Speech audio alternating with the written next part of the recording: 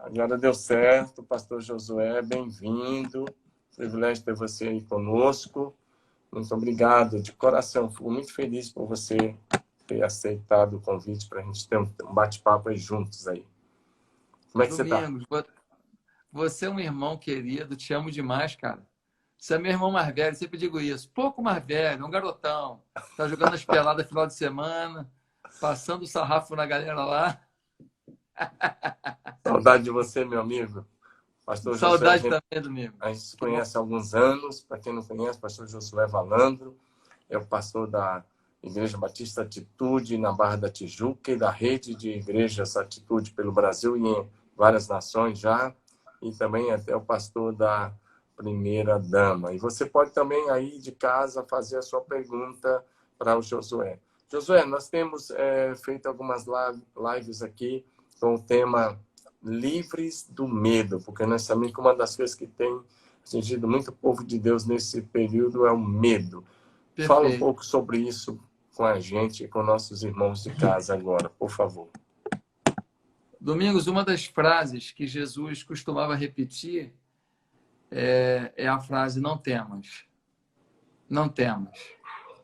Essa frase não temas, ela também foi muito difundida no Velho Testamento. Por exemplo, quando se abre lá em Isaías 41, vai dizer, não temas que eu te ajudo. O próprio Deus dizendo, olha, não fica com medo não. Se o momento for muito difícil, faz a tua parte. Faz a tua parte que eu chego junto e eu multiplico o que você oferecer. Eu expando o que você disponibilizar. Eu opero um milagre naquilo que você nem sabe o tamanho, o valor que tem. Quando a gente vai para o Velho Testamento, isso fica muito claro na multiplicação dos pães. João capítulo 6, quando Jesus fala, e aí, gente, vamos dar comida para o pessoal? E aí Jesus pergunta, aonde que a gente vai comprar comida para todo mundo? E aí a pergunta, onde vamos comprar comida, é respondida por Filipe dizendo, nem 200 denários seriam suficientes para dar comida para esse povo todo. Ou seja, Jesus faz um teste com ele, pergunta onde, ele responde quanto. Perguntou onde que a gente vai comprar. Ele tinha que, naquela hora, há um teste de fé. Há um teste de fé dizendo para ele, cara, se eu estou aqui, eu vou dar um jeito. Essa comida vai chegar. Era a hora de Filipe passar no teste e falar assim, Senhor, eu queria te dizer uma coisa. Eu tenho certeza que a gente não tem condição por nós mesmos, não. Mas se o senhor está dizendo que a gente tem que achar um lugar para comprar, nós vamos sair, porque o senhor tem alguma solução, que a gente não está vendo. Mas ele não passa no teste. A pergunta é onde, ele responde quanto. E Jesus fala assim, o que tem aí? Vem o André e fala 5 pães e 2 peixinhos. Mas não dá, né, mestre? É muito pouco. Também não passa no teste. Também não passa no teste. Não percebe que o nosso pouco é muito para Deus. Que a nossa inabilidade na mão de Deus vira um potencial incrível. E então ele multiplica aqueles pães e peixes, 10 mil pessoas comem, 5 mil homens, mais mulheres e crianças, 10 mil pessoas comem. No final ainda sobram 12 cestos para a galera levar um lanchinho para mais tarde. Né? É tremendo isso, Domingo. É tremendo. Aí eu fico pensando, quando Davi estava diante de Golias, tinha espada, tinha um arco e flecha poderoso, tinha uma lança incrível, tinha um escudeiro com um escudo de bronze. Não! O que ele tinha? 5 pedrinhas. Por 5 pedrinhas diante de um gigante de 3 metros não é nada. Só que tem um detalhe. 5 pedrinhas na mão de um homem que confia em Deus vira a arma certa para atingir um gigante.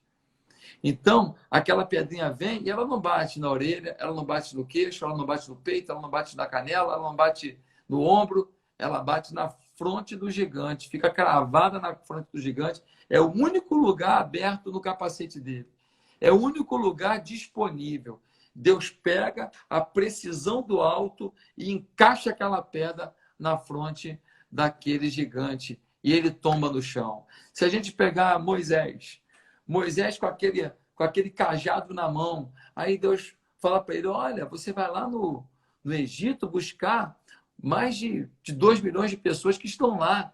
São a força produtiva do Egito. Você vai até lá e eu vou te usar, você com 80 anos, para dizer para o faraó, faraó, chega, não vão mais ser seus escravos. Façam tijolos por vocês, plantem vocês, cuidem do gado vocês. O povo de Deus vai para a terra prometida ao pai Abraão. Aí o Moisés fala, eu não tenho a menor chance de conduzir isso. O senhor está brincando? Quando eu tinha 40 anos, eu estava no Egito e eu não fui bem. Eu não aproveitei que eu tinha intimidade, relacionamento com o faraó.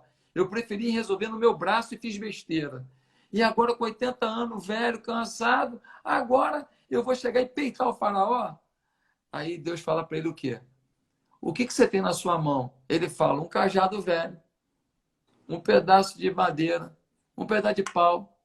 Aí Deus fala para ele, cara, pega esse pedaço velho de pau aí, essa porcaria que você ficava afugentando as raposas, esse negócio para que você conseguia andar com ele na mão para não cair entre as pedras aí do deserto, faz o seguinte, toda vez que você olhar para ele, lembre que eu estou contigo. Moisés vai com aquele cajado velho. Quando ele levanta o cajado, as pragas vêm sobre o Egito. Quando ele levanta o cajado, o Mar Vermelho se abre. Quando ele levanta o cajado, o povo de Deus vence um exército muito mais numeroso, muito mais forte, muito mais preparado em guerra. Ou seja, o cajado é o simbolismo da aliança de Moisés com Deus. Uma coisa pequena na mão de Deus é uma vitória certa. Então, eu acho que esse é um tema, Pastor Domingos, meu amigo, meu irmão, você que me aconselha tanto, você que é uma referência na minha vida. Nas mãos de Deus, as pequenas coisas, as pequenas habilidades da gente fazem um homem simples se tornar um milionário para poder ajudar na obra de Deus. Faz uma mulher indecisa tomar uma decisão radical que mude a sua história. Faz um homem carente se tornar um homem seguro. Faz uma pessoa decepcionada se tornar alguém com a autoestima equilibrada, com um ponto de equilíbrio no seu pensamento sobre si mesmo. Nas mãos de Deus, as nossas pequenas coisas e pequenas habilidades se tornam uma grande vitória. Então, por que temer? O temor é uma fraqueza na fé. O temor Muito é uma boa. fraqueza na fé. Muito boa a sua palavra, muito obrigado. Que palavra, nós estamos sendo muito, muito abençoados aí com a tua presença Amém. e com a tua palavra. Tem participação de tantos lugares do Brasil e até de fora do Brasil. Tem a Lidiane lá dos Açores aí participando, e tanta gente aí Legal. que está participando conosco dessa live. Muito obrigado, pastor, por estar aí sendo bênção na nossa vida de tanta gente. José, fala um pouquinho como é que você... Aí eu conheço um pouco da sua história, não acho que eu conheço bastante coisa aí, um pouco, não conheço bastante coisa, a gente conhece desde o tempo que a igreja era pequena, eu vi essa igreja se tornar essa mega igreja que ela é hoje no Brasil, referência para o Brasil, para as nações.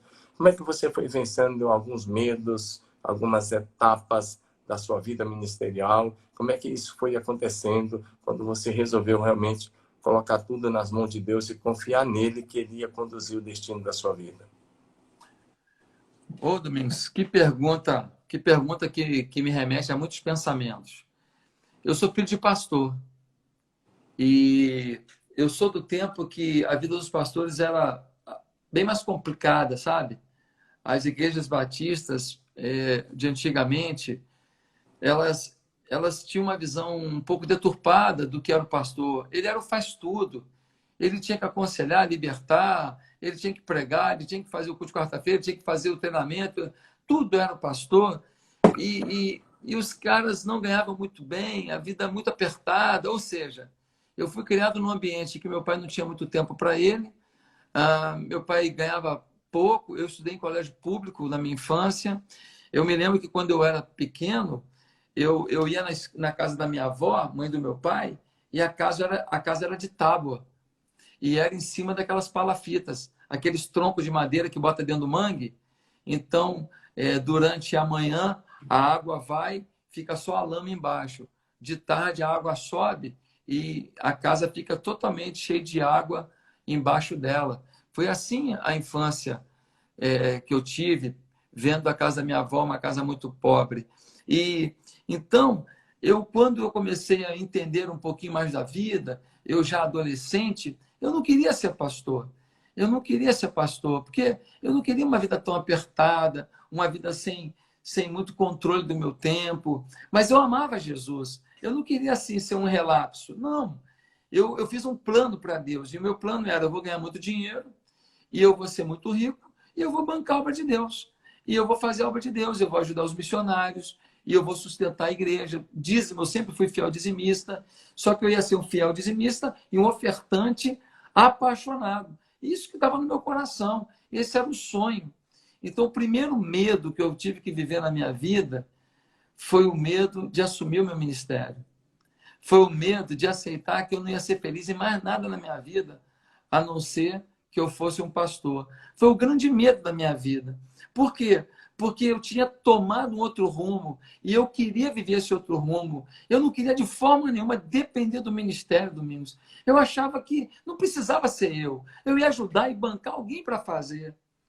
E quando eu comecei a ficar apertado e confrontado pelo Espírito Santo, e o Espírito Santo começou a dizer para mim, olha, você não é feliz em nada que você faz, tanto quanto você é feliz quando você está pregando a palavra.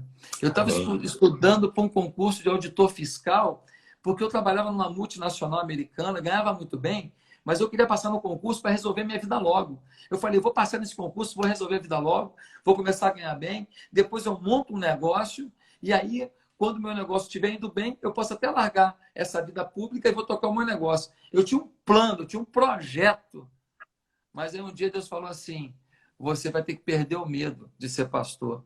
Você não pode se esmerar apenas nas dificuldades que seu pai passou. Você tem que olhar as vitórias que ele teve. Você não pode olhar só as lutas que ele empreendeu. Você tem que olhar as conquistas que eu coloquei nas mãos dele. Amém. Então, meu primeiro medo a ser vencido foi esse. E eu me lembro, Domingos, que foi tão difícil para mim vencer isso, que eu fiz prova de Deus. Eu nunca tinha feito prova de Deus. Senhor, se é para ser assim, que aconteça isso, sabe, um teste para Deus. Eu não acho que a gente tem que trabalhar assim com Deus o tempo inteiro. Deus fala de tantas maneiras que eu acho que eu não preciso abusar. Mas aquele momento era importante. Eu estava muito indeciso, com muito medo de seguir um novo rumo de vida. Se eu fosse para o ministério, não tinha mais volta. Eu era analista de sistemas, eu era formado em informática. Eu estava seguindo minha vida. Se eu volto para a informática depois de X anos, o mercado é outro. A tecnologia é outra. Os computadores são outros. Os softwares são outros. Os bancos de dados são outros. Tudo muda. Então, naquele momento eu fiz teste. E Deus respondeu a 3 testes que eu fiz com o Senhor. Ele foi tão misericordioso. Eu agradeço tanto dele não ter olhado para mim e falado assim, você não precisa de teste, você já ouviu minha voz. Não, ele teve misericórdia, ele respondeu. Foi o primeiro medo. Depois desse medo vencido, eu tinha um segundo medo. Deixar o meu emprego e agora ir para o interior de Minas Gerais para ser pastor. Mais um momento de desafio. É você deixar um salário para ir ganhar 1/3. É você deixar o ambiente da sua família, seu apartamento próprio, tudo que você conquistou, toda a engrenagem funcionando no Rio de Janeiro, e você ir para o interior de Minas Gerais para começar uma nova etapa, ganhando 1/3 do que você ganhava, acreditando que Deus vai fazer algo na sua vida. Foi o segundo teste. O segundo teste deu um medinho, Senhor, não quero errar. E eu fui. O terceiro grande teste da minha vida foi quando tudo ficou bom em Patinga. Quando tudo melhorou em Patinga, a igreja cresceu, avançou, a igreja começou a me dar uma condição melhor de vida, tudo avançando, a minha mulher já organizada, o meu filho estudando já num colégio de um membro da igreja, melhor colégio lá de Patinga, tudo fluindo. E aí Deus fala, tá feliz? Tô.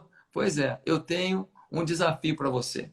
Eu estava lá no congresso da CEPAL, onde a gente já se encontrou, e lá eu ouvi o irmão André, aquele louco por Jesus. Ele começou a contar testemunhos de fé, de ousadia com Deus. No final, eu falei, nem crente eu sou perto desse homem. Eu não sou nem crente. Eu não tenho experiência quase nenhuma para contar. Domingos, eu fiquei em crise, irmão, em crise. Eu voltei para Ipatinga louco. Eu falei, Deus, eu orei na frente da igreja. Tem oração que se você fizer, Deus responde, hein? Algumas ele demora um pouquinho mais. Algumas é batata. Falei, Senhor, eu quero correr um risco pelo teu nome. Olha, Domingos, pouco tempo depois, eu recebi uma ligação para conhecer a igreja que se reunia numa escola municipal aqui no Rio de Janeiro. E foi um grande desafio, porque a arrecadação da igreja era muito pequena, era R$ 3.200. Eu tinha mulher e 2 filhos pequenos, um com 1 ano, outro com 4 anos. Não tinha casa própria, casa pastoral, né? Não tinha um local de culto, não tinha uma liderança formada, não tinha recursos. Tinha um recurso que o missionário americano que tinha começado a igreja, um homem de Deus, ele tinha conseguido que me sustentaria por 7, 8 meses no máximo. Depois disso, se a igreja não fluísse, eu ficaria em dificuldade, teria que procurar emprego. Mas, Domingos, quando a gente perde o medo e a gente fala, Deus, tu és Deus, eu estou sentindo paz, é uma luta, o Senhor está comigo. Eu vim. E aí aconteceu isso tudo. Aconteceu isso tudo. Aos amigos que Deus me deu, uma pessoa como você, Domingos, um homem santo de Deus, que me abençoa tanto. Eu posso falar assim, pô, Domingos é meu amigo. Quer dizer, Deus me deu amigos fantásticos. Deus me deu a oportunidade de pregar em lugares que eu nunca imaginei. As coisas fluíram. Então, vou te falar uma coisa. Eu ainda tenho meus medos. Eu não deixo de ter meus medos. Mas hoje, eu tenho muito mais condição de lutar contra o medo, de declarar, Amém. medo, você não vai vencer. Porque eu não posso mais duvidar do que esse Deus é e do que ele pode. Amém. Se eu duvidar, eu sou o pior dos homens. Então, eu queria dizer que realmente, na minha história, Deus já se provou mais do que presente no dia da angústia. E já me deu oportunidade de viver o que eu não mereço. Eu sou eternamente devedor de Deus. E quando eu olho, eu estava ontem aqui, no meu aniversário foi ontem, Domingos. E eu não... Parabéns, cara. Foi Parabéns ontem. atrasado. Um É. abraço. Como é que fizeram aí? Só você e a família ou foi um... Eu, minha mulher, meus 2 filhos e 4 pizzas. A minha mulher Parabéns, e meus pastor. filhos Você podiam é até demais. faltar, mas a pizza não podia, né? Rapaz, meu Deus. Que ponto nós chegamos, mas é assim mesmo, não vai passar. Não podia trazer ninguém. 4 pizzas e 4 pessoas. E a gente comeu e depois eu vim para cá, para essa mesa e fiquei montando aqui o quebra-cabeça. Olha aí, Eu que e meu filho mais beleza. velho, a gente ficou aqui montando quebra-cabeça. São 2.000 peças, só deve estar faltando agora umas 400. Pastorzão, que palavra, que inspiração. Alguns membros da sua igreja entraram aí enquanto você falava, recordando alguma coisa, e teve um irmão que falou assim, que o dízimo também da igreja era muito pequeno e Deus fez tudo, né? Como Deus muda a história. Vou falar uma coisa dentro disso que você falou e depois você continua aí, que eu acho que é muito interessante. Porque você renunciou, Deus te honrou, né, pastor? É bem interessante. Eu fico pensando, e aí você volta em seguida. E no chamado que Deus fez a Mateus. Ele tinha um emprego bom. Para a época, ele era um fiscal de renda na época, né? E o Senhor Jesus passa por ele e fala, segue. E o cara nem cumpriu o aviso prévio, nem pediu, nem... Ele deixou a coletoria para trás e foi com Jesus. E aí a gente fica pensando, quantos fiscais de renda trabalhavam para Roma e tinha naquele mundo de Jesus, naquela época? A Bíblia cita o nome só de 2, Zaqueu e Mateus. Zaqueu porque subiu na árvore, depois Jesus foi à casa dele e aqueles filhos. Mas eu fico pensando, quantos milhões de pessoas, ou bilhões de pessoas, vão habitar a eternidade no céu com Deus porque leram o Evangelho de Mateus? Porque Verdade. vão ler o Evangelho de Mateus. Meu Deus. Porque quando alguém tem a coragem de obedecer o chamado, vai ser uma bênção não só para a sua geração, mas para gerações futuras, gerações vindouras. Nós estamos Meu aqui Deus. 2000 anos depois do Mateus, e o que ele escreveu sobre Jesus continua levando muita gente para a glória da eternidade. Um dia ele tomou a decisão de renunciar. A renúncia sua, da sua carreira, foi tão grande. Na época parecia enorme. Eu sei que na época devia ser assim, puxa, estou trocando por um negócio que financeiramente vai ser bem menor.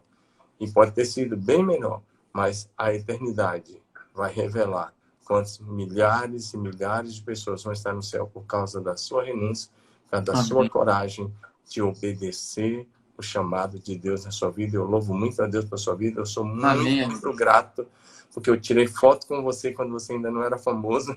A gente conversava tanto, trocava tantas coisas. O pessoal que está em casa, houve uma época na nossa vida, agora ficou um pouco mais corrido para ambos os lados, mas houve uma época na nossa vida que a gente ficasse um tempinho sem se ligar. Eu ligava para ele, ou ele ligava para mim, e quando a gente ligava, a gente não falava alô um pro outro. Quando ele atendia, eu já falava assim: você sabia que amigos se falam sempre? Ele falava: amigos se falam sempre. Agora ele devolve essa para mim de vez em quando, porque às vezes eu acabo ficando um tempinho sem te ligar, mas a gente vai retomar isso daí. E É como verdade. Deus te honrou, quando eu vi você orando lá na posse do nosso presidente, quando eu vi Deus, onde Deus tem te levado, eu só glorifico a Deus, porque você foi fiel no pouco. Deus tem confiado muito para você. Mas Amém. continua nessa linha aí. E mais uma vez, parabéns. Deus seja louvado pela sua vida. Você é uma Obrigado, grande amado. inspiração para nós. Vamos continuar aí.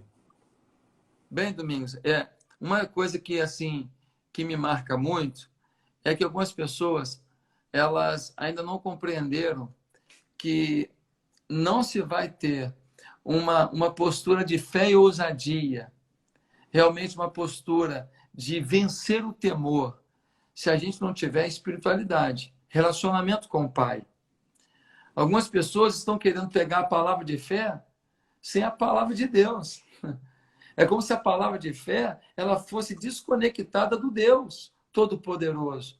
Então, uma coisa que me preocupa muito é o discurso que muitas vezes é pregado e anunciado, aquele discurso do tipo assim: olha, você é a cabeça, você não é a cauda, você é mais que vencedor, você vai conquistar, você vai empreender, você vai multiplicar, 20, porção dobrada sobre a tua vida, e papapá. E a gente começa a receber uma série de informações, uma série de slogans, você e Deus são maioria e tal. Isso tudo é verdade, beleza, não é mentira não, mas o problema é que a gente não está, muitas vezes, atentando em muitos lugares. Eu sei da seriedade da PIB de Marília, eu conheço essa igreja, eu vou aí, eu sinto o toque de Deus, eu sou abençoado. Nisso você está na escala desse ano. Ano passado você não fez, está na escala desse ano em setembro aqui. Em nome de Jesus, em nome de Jesus. Vai ter bola depois. Eu meto para o menino marcar um Vai ter um futebolzinho. futebolzinho, né? Continua, desculpe te interromper. Continua. Então, o que acontece? A gente muitas vezes está pegando um recado parcial. Quando eu venci alguns obstáculos aqui, quando eu tive fé para acreditar em algumas coisas que pareciam uma furada, foram momentos que eu estava muito sintonizado com Deus. Em alguns momentos que eu não estava tão sintonizado com Deus, eu tive medo, eu esmoreci. Eu já passei por traições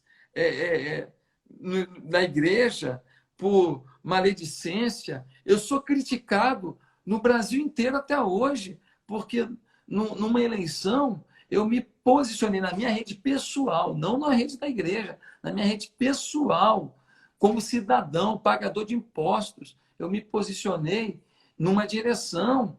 Hoje, uma matéria foi reproduzida, saiu ontem. Olha aí, Paulo Mazzoni, lindão. Te amo, Paulo. Abraço, Vamos estar pastor com a Paulo. gente aí. Demais. Te amo, Paulo. Então, hoje, saiu uma matéria, na verdade saiu ontem, hoje foi reproduzida em mais de 20 canais de comunicação, dizendo que o pastor da primeira-dama estava com Covid, que estava internado em estado grave. E o nome desse pastor era Sócrates. Realmente, o pastor Sócrates, que é secretário executivo da Convenção Batista Brasileira, ele está internado. Sim. Mas eles fizeram uma associação, como a nossa igreja é vinculada à Convenção Batista, o pastor da Michele. Quer dizer, quem lê só a manchete acha que eu fico falando umas coisas e que estou num leito de hospital à beira da morte. Do jeito que eles escrevem, sabe? Então, até hoje, são insinuações, são mentiras, são fake news. Talvez alguns tenham desejado que isso estivesse acontecendo comigo, mas eu estou super bem aqui. Aleluia. Entendeu? Já comi 2 pedaços de bolo de chocolate hoje, estou bem demais. Entendeu? Então, infelizmente, muita coisa aconteceu e muitas afrontas aconteceram. E quando eu não estava tão ajustado. Naquela semana, eu não estava lendo a Bíblia na intensidade que eu costumo fazer. Eu não orei tanto quanto eu costumo orar. Naquele período, eu fraquejei mais. Então, eu fui atrás. Eu fui atrás de uma convivência com Deus, uma sintonia com Deus. Para aplicar fé, você precisa entender o seguinte: esses conceitos todos de fé que eu leio na palavra, eles mostram que esses princípios não são para todos, são para aqueles que confiam.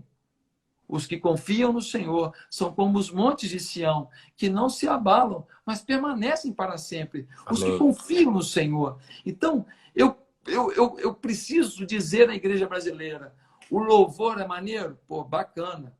O pregador é legal? Pô, top, legal. Pô, olha, a aparência da igreja te agradou? Pô, bacana. E pintaram bonitinho, botaram um telãozinho, botaram um videozinho, pô, ficou bonito. A estrutura da igreja é legal? Poxa, o banheiro limpinho. É simples, mas limpinho, arrumadinho, legal, tal. Tá. Mas tem outro detalhe que é importante. É qual é o recado que está sendo dado.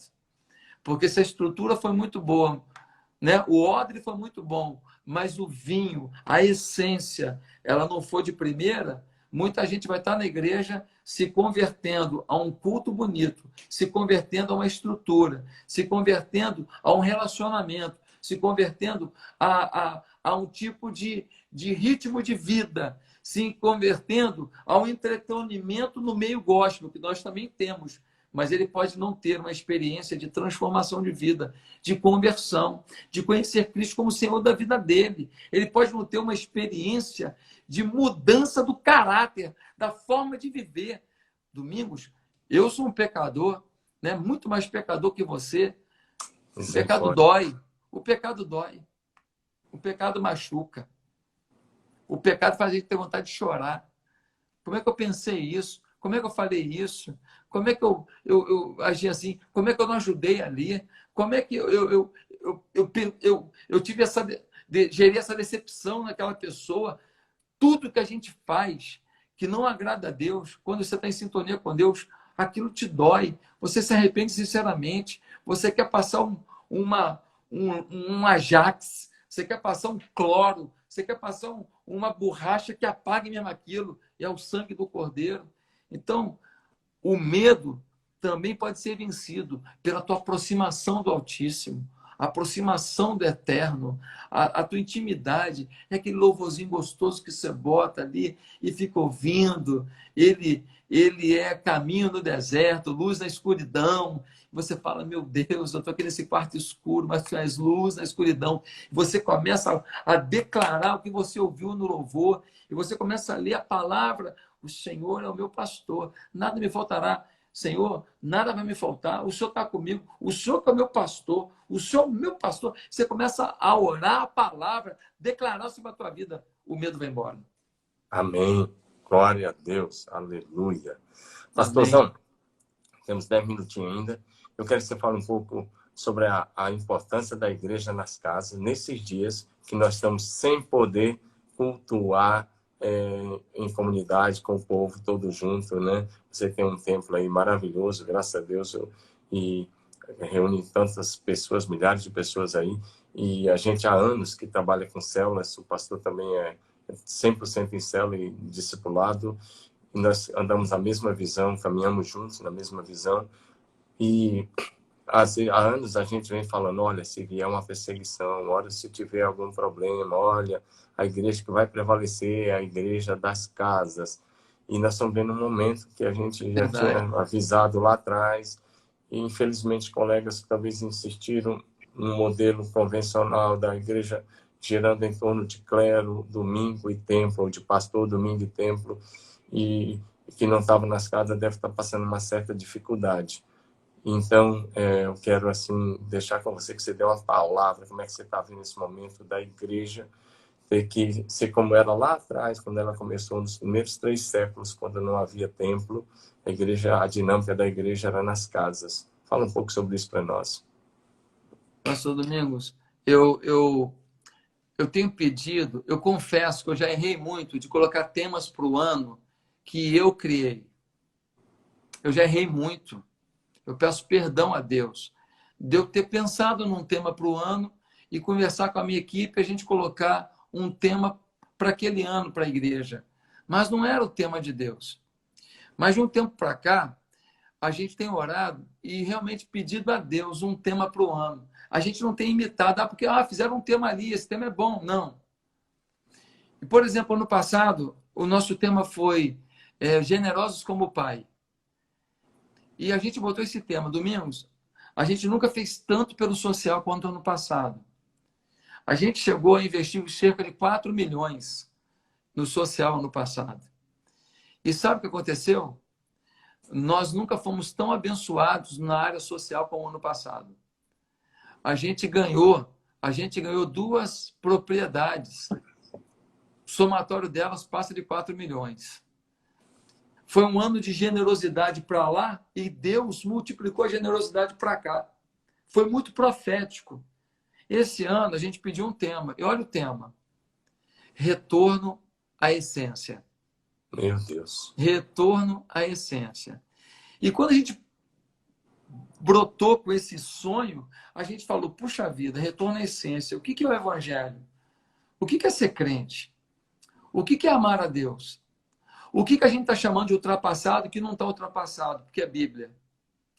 O que a gente está aceitando como vanguarda, como inovação e que não deveria aceitar, porque, na verdade, é pecado, é apostasia? O que a gente tem que mudar na Igreja Batista Atitude? E aí, Domingos, acontece esse momento tão complicado, um momento de uma pandemia mundial, e aí o que aconteceu com a minha família, com a sua, com todas? A gente teve que voltar para casa. A gente teve que voltar a orar em casa. A gente teve que voltar a orar em família. A gente teve que voltar a sentar na mesa e almoçar com a família e agradecer o pão de cada dia em família. É um retorno à essência. A essência do evangelho são as casas. Não que não possa ter um vizinho junto, não que não possa ter amigo junto, mas é a casa. Essa é a essência do evangelho. Casas consagradas. Eu digo sempre que a nossa igreja procura inovar, crescer, se adaptar, responder nesse tempo, mas nós não seremos maiores do que as famílias que nós temos. Se as famílias da igreja não forem espirituais, todo mundo vai saber que nosso discurso é bonito no púlpito, mas nossa essência não é verdadeira. Se nós não tivermos famílias que oram, todo mundo vai saber que essa igreja não ora. Se nós não tivermos famílias que adoram a Deus em espírito e em verdade, vão saber que a gente não adora. Se não tivermos famílias generosas que ajudam o próximo, que ajudam o vizinho, vão saber que a nossa igreja faz ação social para cumprir a obrigação, não porque é uma expressão de amor profunda da nossa vida. Então, é um retorno à essência. As pessoas que não trabalham com células e as pessoas das igrejas que têm célula e que ainda não ingressaram nas células, na convivência da casa, não estão retornando à essência. E por isso estão ouvindo um amigo do trabalho, estão ouvindo o professor da faculdade, estão ouvindo o amigo lá da padaria, estão ouvindo o colega da pelada, estão ouvindo todo mundo. E não estão vivendo mais os princípios fundamentais do Evangelho.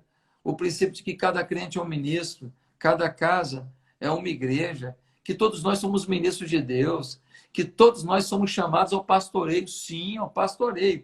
Não importa se de uma pessoa ou de 1 milhão. No mínimo de 1. Porque ir de fazer discípulos. Fazer discípulo. Fazer discípulo é cuidar? É. Fazer discípulo é visitar? É.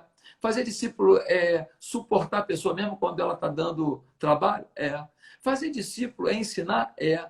Fazer discípulo é ajudar? É. Isso não é pastorear? Isso é pastorear. Cada um de nós tem um chamado para voltar para as casas, interceder, clamar, orar, conviver, se abraçar, jejuar junto e, de alguma maneira, dentro desse contexto de igreja, um cuidar do outro de forma mais profunda, discipulado. Não apenas ali no calor da célula, onde alguns podem querer se esconder ainda. Alguns podem não revelar o coração, mas assim, fora daquele ambiente, na hora do lanche, num cantinho, como você está? Como você está? Como está teu casamento? Como está teu filho? O que você está precisando? Posso orar por você? Meu Deus, já imaginou se todo mundo vivesse isso? A gente mudava a nação. Domingos, nós somos no mínimo 25% da população brasileira. 25% significa, sabe o quê? Que se cada um ganhar mais 3, ganhamos a nação. Sim. Acabou a corrupção desenfreada, acabou a safadeza, político corrupto vai tudo ter que voltar para casa, vai se converter em casa, nunca mais vai fazer isso, o judiciário vai ser justo, não vai vender sentença, vai ser uma bênção. Só depende de nós. Se E cada a um ganhar gente tem que crer 3, nisso. a gente muda a nação. Fantástico. Que palavra, que desafio. Eu sei que você está sendo muito, muito abençoado. Eu também, pastor, fui muito, muito abençoado com o teu testemunho, com a tua palavra. E obrigado Obrigado, aí por amigo. estarmos juntos. E te agradeço muito, muito de todo o meu coração. Já sempre te admirei, continuo te admirando ainda mais.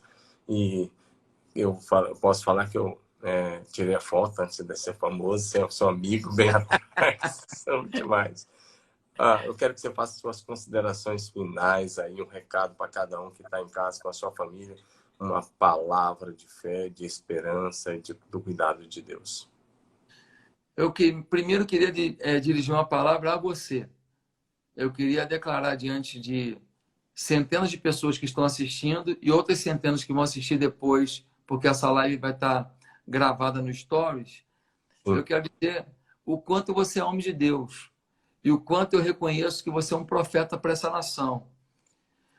Em 2018, quando a gente estava num caminho para o fim do Brasil, para a gente se tornar um país que está vivendo o que a Venezuela vive hoje, você foi um dos profetas de Deus, que com muita coragem levantou uma bandeira de dizer: não se trata de votar em A ou em B, se trata da gente não aceitar mais o que C está fazendo, não aceitar mais o fim da paz das crianças, não aceitar mais o fim da lisura nas organizações de educação, não aceitar mais a legalização da droga que tem ceifado a vida de tantos jovens na nossa nação.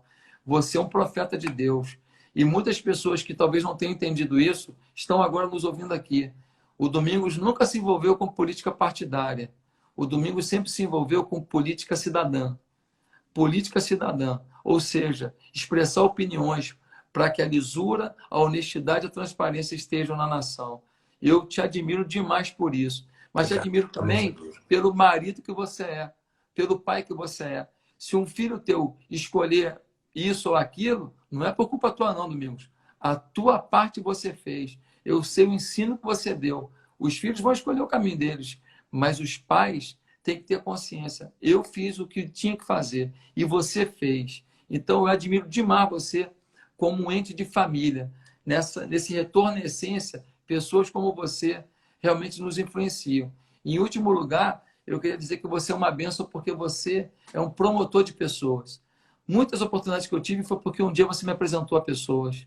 Muitas oportunidades que eu tive é porque um dia você confiou em mim, você me convidou por uma programação na sua igreja, outras pessoas me viram e me deram outras oportunidades.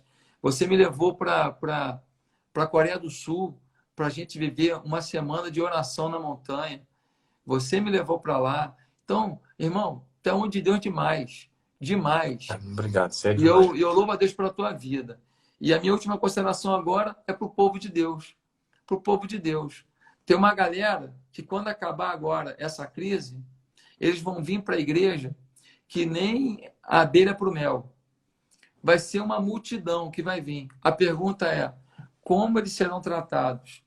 Quantos abraços? Quantos carinhos? Quantas palavras de bênção? Quantas palavras proféticas? Eles vão aprender a ler Bíblia e orar? Ou eles vão aprender, a final de semana, a encher a cara em algum lugar? O que eles vão aprender com os crentes? Os crentes vão ensinar a fumar, a beber, a mentir, a ouvir funk? Ou os crentes vão ensinar a amar a Deus, a adorar a Deus, falar coisas que edificam e valorizar a família? Deus vai mandar uma multidão para a igreja. O fim dessa crise vai ser a grande oportunidade. As nossas células virtuais estão lotadas. E quando acabar esse momento, essas pessoas que estão virtualmente conosco virão aos cultos. Mas se elas chegarem lá e não encontrarem um coração acolhedor, gente submissa a Deus, gente apaixonada por pessoas, eles não vão encontrar o que eles procuram. O mundo está muito frio, Domingos. A gente vê no Brasil hoje essa luta desenfreada, essa coisa de politicagem ser mais importante que o ser humano. Um monte de gente doente, morrendo. E um monte de gente morrendo emocionalmente, porque já não tem mais emprego, já não tem mais comida em casa. A economia e as doenças. Os dois problemas estão diante de nós. E um monte de gente só se aproveitando para fazer politicagem, para torcer pelo vírus. Tomara que o vírus mate mais gente para a gente dizer que A está errado ou que B está errado. Infelizmente, os homens têm sido muito desumanos. A igreja precisa ser esse lugar de calor, esse lugar de bênção. E eu louvo a Deus porque eu sinto isso na tua vida, na PIB de Marília. E eu queria pedir para você que me segue, segue ele. Segue ele para você ver o que esse homem está falando, ver o que esse homem está postando, que você vai aprender muito com ele. E se você também segue o Pastor Domingos aí, a Igreja de Marília, pode me seguir também, porque eu quero somar na tua vida. E nós queremos pela internet e através dos cultos presenciais, em tudo que a gente puder, levar uma mensagem de esperança, de fé, de ousadia e de santidade para agradar a Deus. Domingos, um beijo na Rosângela, um beijo nos meninos. Amo você de paixão, tá? Obrigado pelo convite. Depois a gente faz uma live. A próxima eu vou chamar, vou introduzir e você entra. Vamos fazer? Vamos, tá? Demais. Pastor, rapaz, fiquei até emocionado. Meu Deus, você falou tanta coisa aí. Meu Deus, muito obrigado. Obrigado. Pastorzão, eu que agradeço. E tudo isso que você falou a meu respeito, na verdade, é um reflexo daquilo que você vive em Deus, né? E você realmente é um homem segundo o coração de Deus, que é uma extensão das mãos de Jesus, dos pés de Jesus, indo por toda parte como testemunha. E você é uma extensão da voz de Jesus nesta nação. Eu não tenho dúvida nenhuma disso. Então, você é um homem completamente parecido com Jesus e generoso como Jesus. Um abração para a Bianca, um abração para os seus filhos, que o Senhor continue te abençoando, que você continue sendo essa voz Amém. profética, poderosa para a nossa nação. Sempre com equilíbrio e sempre firmado na palavra. Muitíssimo obrigado. Te amo com força e estamos juntos pelo Rei Jesus, pelo Reino de Deus. Deus abençoe. Grande abraço. Vamos fazer uma coisa aqui, ó. Vamos fazer uma coisa aqui. Você sabe desligar os comentários? Sei. Hã? Sabe? Sei. Desligar o comentário. Aperta ali no comentar, aperta ali, fica com o dedo apertado ali, vai aparecer assim, desativar comentários. Aí você desativa os comentários, nós vamos fazer um sorriso aqui nós dois, aí o pessoal pode printar a tela. Aí eles vão printar a tela e eles podem postar no stories deles e me marcar e te marcar. Já foi feito. Ó. Você está tendo alguém para fazer... Já está indo. Então vamos dar um sorriso aqui, ó. Aí o sorriso assim, ó. É nóis, pastor. Demais, cara. Pronto. Querido, Muito marca obrigado. a gente aí para que a gente possa influenciar mais pessoas e mais pessoas possam assistir essa live. Domingos, te amo muito. Um beijo a toda a família, a toda a igreja PIB de Marília. Que vocês continuem a fazer trabalhos que só vocês fazem no Brasil. A imersão de vocês é a melhor imersão do planeta. Não é só do Brasil, não. Do planeta. A melhor imersão de pastores que eu conheço, quem faz é a PIB de Marília. Então, tem coisas que Deus deu um dom, uma capacidade. Se eu tentar fazer aqui, eu não consigo fazer nem metade do que vocês fazem. Porque é uma unção que Deus deu para vocês. Então, eu reconheço isso e louvo a Deus pela vida de vocês. Beijo grande, amigo. Pastorzão. Amigos se falam, hein? Amigos se falam. Se falam sempre, hein? Por favor, não tem nenhum poder no isolamento, mas na comunhão. Valeu, obrigado, querido. pastor. Você é demais. Um grande abraço. Deus abençoe. Tchau, tchau.